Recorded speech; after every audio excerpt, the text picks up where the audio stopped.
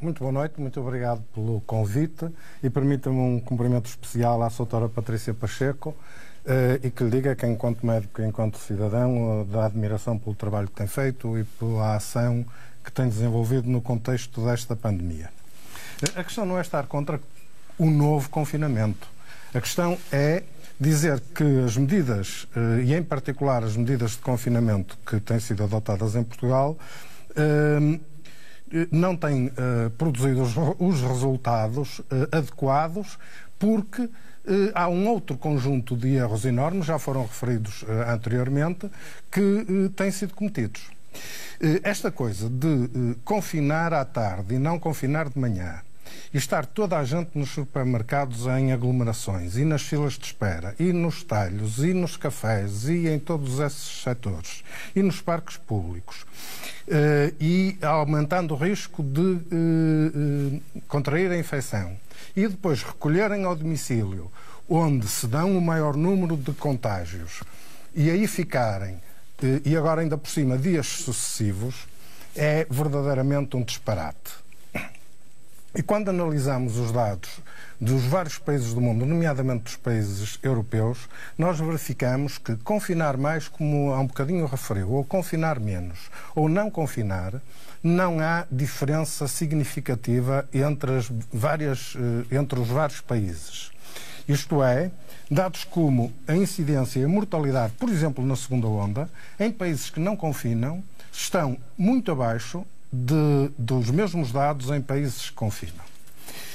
E, além disso, o confinamento tem consequências brutais. Consequências do ponto de vista económico, reconhecidas pelo Eurostat, que afirmava numa nota de imprensa que a brutal descida do PIB em Portugal de 16,4% no segundo trimestre e depois no terceiro trimestre de 5,8%, porque entretanto o confinamento foi aliviado e a economia pôde funcionar, é consequência das medidas adotadas pelo Governo, mas tem ainda pior, tem consequências do ponto de vista social, com o empobrecimento, o desemprego, a fome que está a ocorrer, não só nas pessoas mais desprotegidas da sociedade, mas também na classe média, nas pessoas que viviam dos seus pequenos negócios e que foram levadas à falência, e tem consequências também em termos de saúde física e em termos de saúde mental. Não há tempo para desenvolver esta temática. E, portanto, mas, doutor António, chegados aqui e tendo em conta os números desta semana, qual seria, na sua opinião, a melhor alternativa, até tendo em conta que neste momento há uma enorme pressão sobre o Serviço Nacional de Saúde? Com certeza. Deixe-me dizer-lhe, falou-me nos números desta semana, eu falarei já das alternativas. Números desta semana. E passa a ideia de que os números desta semana se devem, quer declaradamente de algumas das nossas autoridades, quer implicitamente em algumas expressões, como ainda há pouco ouvimos, a ideia que isso deve a uma falha dos portugueses. Eu vou dar-lhe os dados que comparam a semana anterior às festas, portanto entre 13 e 19 de dezembro, e a semana a seguir às festas, entre 3 e 9 de janeiro. Em Portugal, o número de casos aumentou 122%. Mas depois, Reino Unido, 134%, Espanha, 79%, França, 33%, Itália, 6%, Alemanha, 7%, Noruega, 65%, República Checa, 107%, Estados Unidos, 14%, Canadá, 24%.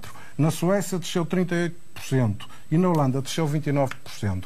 Então, todos os povos de todos estes países são irresponsáveis. Basta de atribuírem aos portugueses as culpas que são das autoridades, porque os portugueses estão a comportar-se brilhantemente perante toda esta pressão da pandemia e das medidas que estão a ser adotadas para combater a pandemia.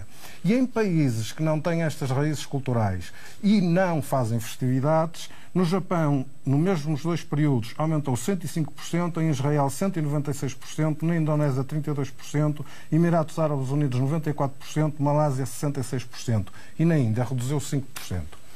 E o número de casos que aconteceu nesta primeira semana de janeiro, tem que se ter atenção que o que a Direção-Geral de Saúde reporta não são os casos do dia. São casos que em alguns dias se acumulam de dias anteriores. verificará que em todos os fins de semana e às segundas e terças-feiras o número de casos que são reportados pela DGS é muitíssimo inferior ao número de casos das quartas, quintas, sextas e sábados. Porquê? Porque os casos não são registados, não são introduzidos nos sistemas informáticos, as análises não são obtidos os resultados, etc. E só poderíamos ter uma ideia concreta se a DGS, por exemplo, como fazem as autoridades espanholas, divulgasse os casos pelo dia de diagnóstico. E aí sim nós estávamos a perceber a evolução concreta dos casos. Além disso, temos outro indicador, que há um aumento de mortalidade do número de óbitos, e entre estes períodos que eu citei, em Portugal, 16%. Ora, o número de óbitos não reflete o que se está a passar no momento em relação aos casos, reflete o que se passou em relação ao número de casos há uma semana ou há 2 semanas atrás.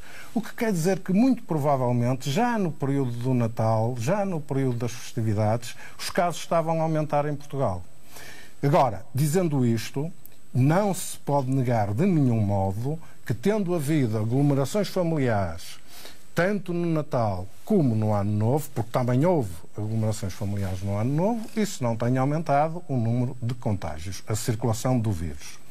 Mas há ainda outro aspecto que temos que ter atenção. É que há uma nova variante que é muitíssimo mais infecciosa, 70% mais infecciosa. E não sabemos o que é que está a acontecer no vírus que está a circular. Qual é a variante que está a circular em Portugal?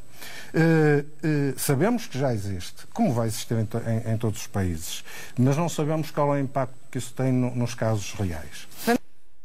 Doutor António Ferreira, há pouco falava das medidas alternativas que poderiam ser tomadas. Quais é que, na sua opinião, deveriam ser? Bom, em primeiro lugar, toda a estratégia que tem sido definida para o combate a esta pandemia está a ser definida à revelia do que são os órgãos oficiais de aconselhamento das autoridades. O Conselho Nacional de Saúde Pública, o Conselho Nacional de Saúde, o Conselho Nacional de Ética para as Ciências da Vida estão à parte e não são ouvidos nem tidos em atenção para a definição das medidas. E era fundamental que fossem, e é isso que caracteriza um Estado organizado. E organizam-se umas reuniões ad hoc no Infarmed, as quais terminam com os políticos a dizerem: ouvimos os especialistas. Mas que especialistas? Com que currículo? Com que currículo científico? Que especialistas escrevem o quê? Onde é que estão os documentos escritos dos pareceres para nós podermos ler e perceber os fundamentos? Zero. E, portanto, Portugal está a funcionar nisto ad hoc e não como um Estado organizado devia funcionar. Esse é um ponto. O segundo ponto é que, como já foi dito neste programa, um dos aspectos fulcrais do combate a um surto epidémico, uma epidemia, uma pandemia, é a detecção dos casos, dos contactos e o seu isolamento. Foi assim que Portugal combateu a tuberculose no início do século passado, que é uma doença com maior cronicidade e, portanto, é diferente, mas ainda é mais fácil no caso de Covid porque o período de isolamento ou quarentena é mais curto, portanto, é mais fácil de executar. Ora, isto está a falhar redondamente em Portugal. Todos nós sabemos de inúmeros casos, incontáveis casos de contactos de risco que estão 8, 9, 10 dias sem receberem qualquer telefonema ou contacto por parte das autoridades de saúde. E ao fim desse tempo é-lhes dito, recebem um telefonema e é-lhes dito que têm de confinar, de fazer quarentena durante mais 2 ou 3 dias ou 4 dias. E, entretanto, se estivessem infectados ou quando estão infectados, estiveram a fazer circular o vírus. E, portanto, este é o ponto fulcral do combate a qualquer surto epidémico. E há demonstração científica clara, publicada na New England Journal of Medicine, a mais prestigiada revista mundial na área da medicina, e noutras revistas científicas, a mostrar a efetividade da testagem sistemática e quarentena de quem testa positivo e dos contactos. Se é sistemática, testa toda a gente. Pelo menos, como antes foi dito, a testagem sistemática dos de maior risco. E isso não está a ser feito. Eu relembro que no início da pandemia, na primeira onda, o que nós ouvíamos das autoridades de saúde, nomeadamente a Sra. Diretora-Geral da Saúde, era dizer testar, testar, testar. Agora isso não é preocupação, agora é confinar, confinar, confinar e confinar de modo ridículo. Num dia sim, no outro dia não, de manhã não, à tarde sim, etc. E isso é absolutamente fundamental. E é absolutamente fundamental que haja a abertura dos responsáveis políticos, dos deputados que se sentam no Parlamento, das autoridades de saúde, para, pelo menos, discutir estes assuntos com abertura. E em vez de de imporem um pensamento único, estarem disponíveis para os discutir. Além disso, há cada vez mais evidência científica que pode vir a sustentar, na opinião de muitos dos grandes especialistas mundiais já sustenta, a utilização de quimioprofilaxia e tratamento precoce domiciliar. Recentemente, o National Institute of Health dos Estados Unidos recebeu um grupo de prestigiadíssimos investigadores e médicos americanos e um inglês para ouvirem a evidência científica sobre fármacos reposicionados de outros tratamentos para o tratamento e profilaxia da Covid. E espera-se que até ao fim do mês de janeiro tome uma decisão. Eu diria que há neste momento 18 ensaios clínicos randomizados com 2.100 doentes que mostram reduções de mortalidade impressionantes. E há em curso mais 45 ensaios clínicos com um total de 7.100 doentes. E é fundamental que todas estas entidades e toda a comunidade científica em Portugal olhe para estes dados, os discuta para poder tomar uma decisão e para não ter medo de tomar decisões. Porque numa altura, particularmente numa altura destas, com os níveis de mortalidade que estamos a atingir, Portugal é já dos países da Europa com maiores taxas de mortalidade no que respeita ao período dos últimos 3 meses, é fundamental fazer o que é necessário e não só fazer o que é possível. E não há nenhuma evidência científica em relação à testagem sistemática, só há evidência científica a favor da testagem sistemática e da quarentena, e não se consegue compreender, a não ser por reconhecerem que não têm capacidade, e nesse caso não há adjetivo para qualificar as autoridades, se for esse o caso, para não se compreender porque é que não se faz testagem. Outra coisa completamente diferente é o problema da resposta nos hospitais. E aí o problema é, mais uma vez, um problema de erro, de falta de previsão, de falta de cálculo, de falta de cuidado adequado. Doutor António Ferreira, estamos quase a terminar o nosso tempo, mas eu ainda queria ouvir...